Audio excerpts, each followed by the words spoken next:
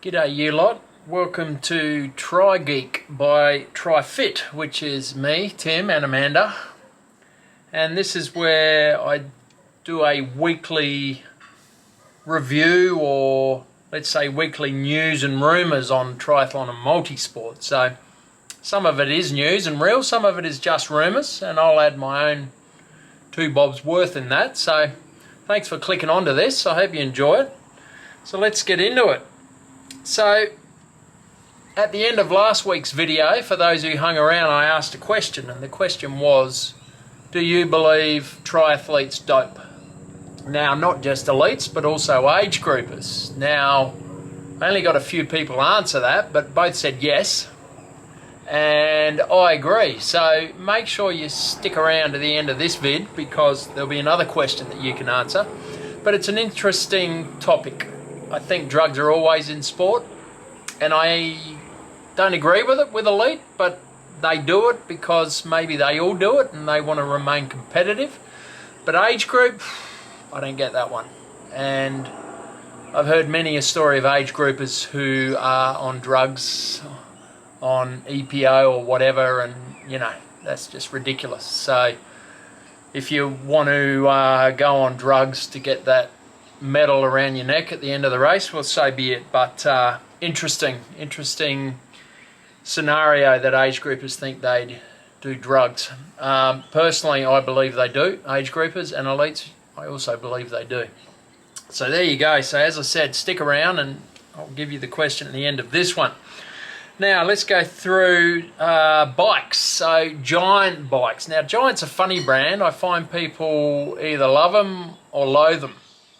In fact, I don't know if anyone really loves them, but people accept them or loathe them. Now, Giant seems to be that brand that is maybe considered cheaper or maybe considered not as high-end as other brands. I'm not sure. My mountain bike's a Giant. It's an Anthem. In fact, it's my second Anthem. It's a great bike. I've been lucky enough to ride most brands of bikes, and it performs as well as anything. But it's funny. I always find that pretty funny with Giant, how people are quite emotional about either, or most of the time, not liking the brand. Funny thing is, Giant's a mega factory, and in fact they got plenty of factories, but they make track bikes, they make, I believe, canyon bikes, they make some of the Colnago models. So you know, they're a massive factory, and of course they make their own brand. But I'll tell you some interesting stats about Giant.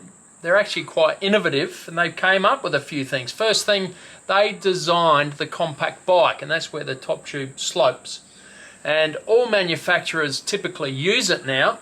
Now they do a bike called the TCR, which stands for Total Compact Road. So that was their initial design of that compact style bike. So there you go, Giant actually designed that.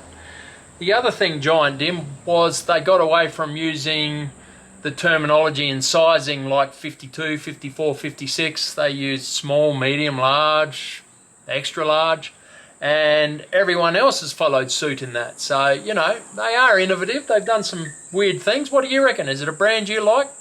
Personally, I wouldn't say I don't care, but I just like nice equipment, and Giants work fine as far as I'm concerned. Let me know what you reckon. Okay. You ever heard that term Roadie Wankers?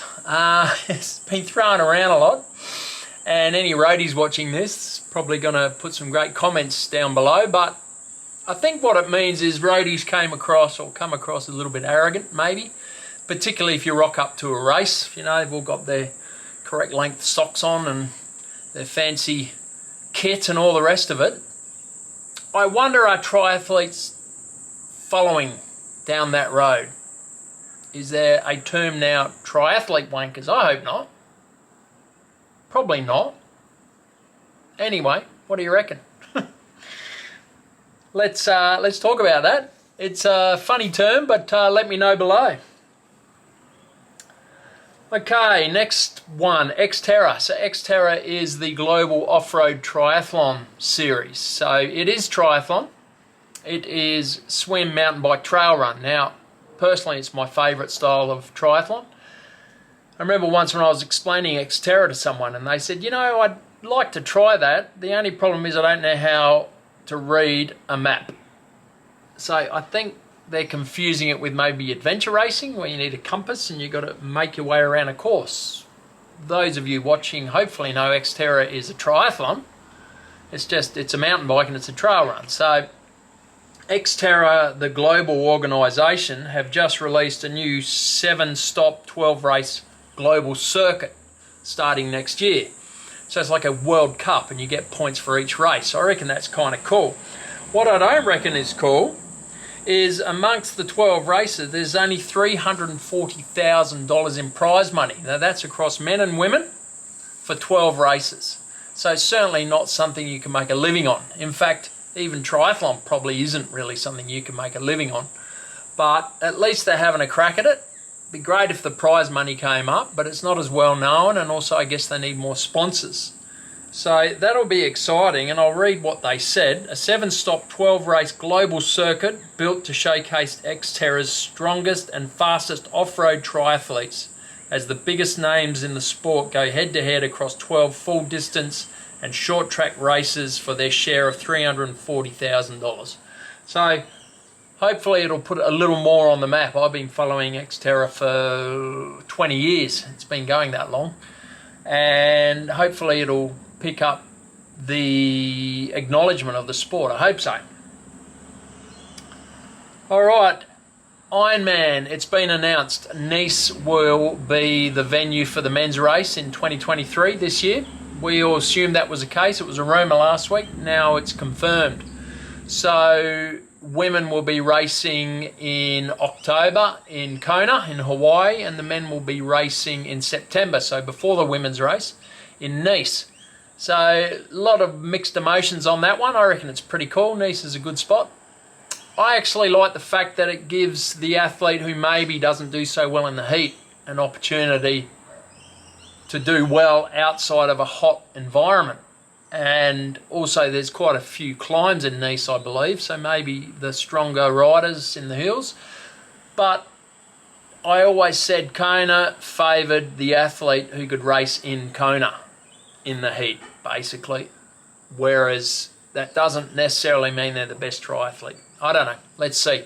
But Nice is announced, and that's a pretty good thing. Now, talking about Ironman, their prize money's not that flash, actually. And if you look at the organisations like the PTO, Professional Triathletes Organisation, I think it stands for, where they do the Collins Cup and all these other events, they're paying huge amounts of money, like $1.5 million for one event. I think if you win Hawaii, you get, I don't know, 150 grand maybe, which isn't bad, but it is the best race in the world. So, you know, I wonder if the elites are slowly but surely going to start chasing different races, for example, the PTO races.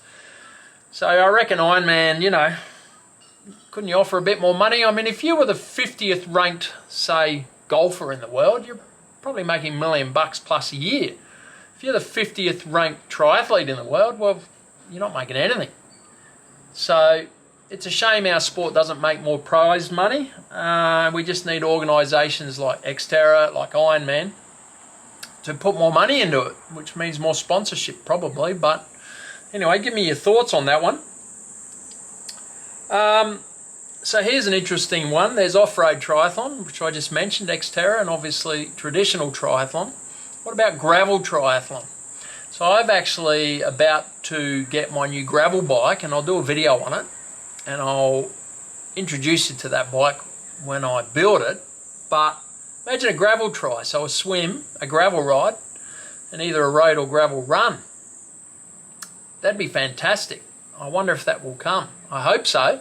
In fact, I did hear news in November down in Victoria this year, there may well be a gravel triathlon. So I think they've released a series in US and maybe Europe. I know that Jan Frodeno actually puts on his own version of a gravel triathlon, but I reckon that'd be great. That's got to be the next thing. As big as gravel is at the moment, I would think that that would have to come here, I hope. So anyway, let's see what happens with that one. Gravel triathlon sounds brilliant to me.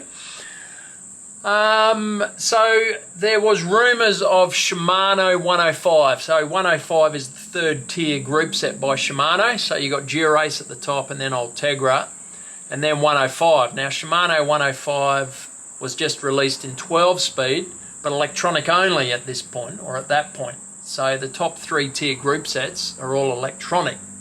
And it's quite expensive for a 105 level group set. The 105 was always, you know, the blue collar workers group set. It's a great group set, it works, it wasn't terribly expensive. But they only offered it in electronic. Well, the good news is they've just released it in mechanical. So you can now get 12 speed mechanical disc brake Shimano 105. That's awesome.